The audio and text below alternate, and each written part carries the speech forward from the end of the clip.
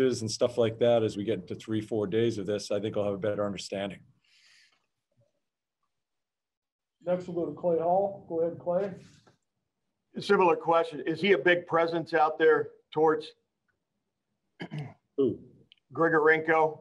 Is he what? Is he a big presence, 6'3", 6'4" guy? Well, he's a big guy. Yeah. Yep. I need to see him play. And Sure. yeah, he's a big man.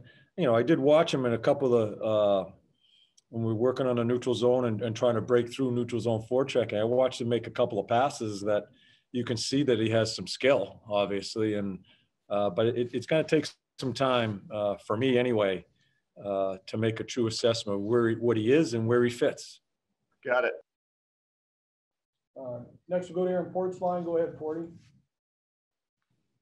Hey, John, we've talked about how this is a short and unusual camp.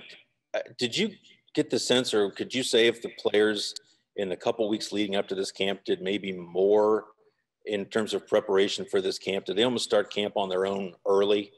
And could you tell anything like that today? Yeah, the players that have been here, especially the past couple of weeks when more of them came in, and the coaches that were on the ice with them, they've done some work. You can see that. There's still more work to be done, and even as they've done a lot of work on their conditioning. We're ahead of schedule there as far as when you start a camp. But just looking at some conditioning today, as we did at the end, we have some work to do, and we're not going to get it all in these 6, 7, 8 days. We're going to have to find time as we go through the beginning of the year to work on some of that. And I just don't know what that landscape is as the schedule gets going. I've got to feel it. I've got to be involved in it and try to pick some spots to continue to work at that. But we have a good group of guys here that paid attention the past few weeks. The coaches did a great job with them, and we're kind of hitting the ground running here. Next, we'll go to Brian Hedger. Go ahead, Hedge. Hey, John, when you saw that this was going to be a 56-game schedule, condensed short schedule, did you at all think back to that 2013 season when you coached and it was 48 games? And are there things that you can I know it's been a while since then, but I don't remember last year. You bring me back to what year? 2013 when they played 48 games. It was a game every other night. Where was I? I don't even know what team I was coaching then. It's a good question. Was it New York? Yeah. No, I don't know, but I guess I didn't let you ask your question. You can go and finish your question.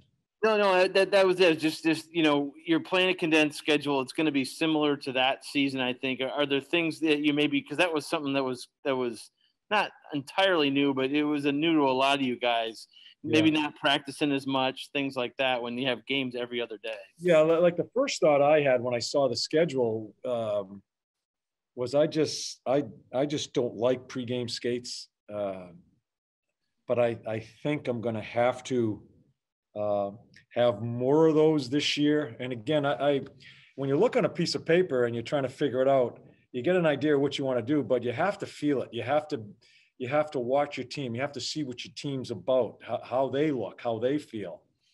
But I do think to get them full days off in such a condensed schedule, that you may have to have some pregame skates, which I really don't want to, but I need to get them out of the building, not putting a uniform on, just totally away from the game when we have a day off. I think that'll help us in a condensed schedule.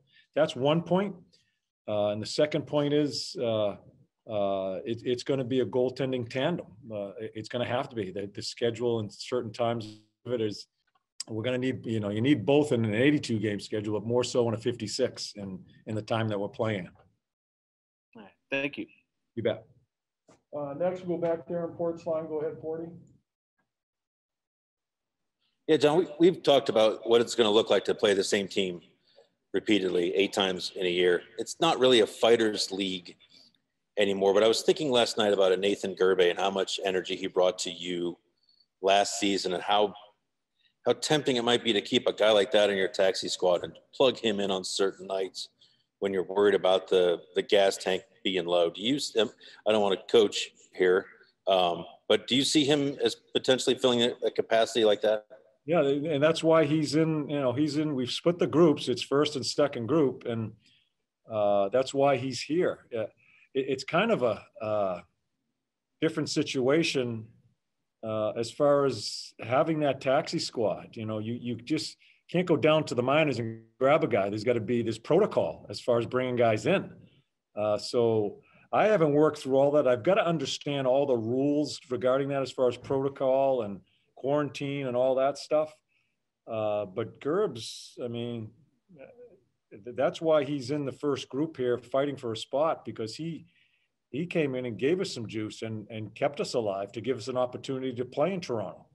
Stenlin, same way, a number of guys, as we were so beat up last year. So it's going to play itself out as far as what we have, as far as, is Gerbs going to be on our top 4 lines, or is he taxi squad or whatever be? That's all got to be worked out as we get going here and get a number of days under our belt. Any more? Going once? All right. Thanks, everybody. Thank We'll you. have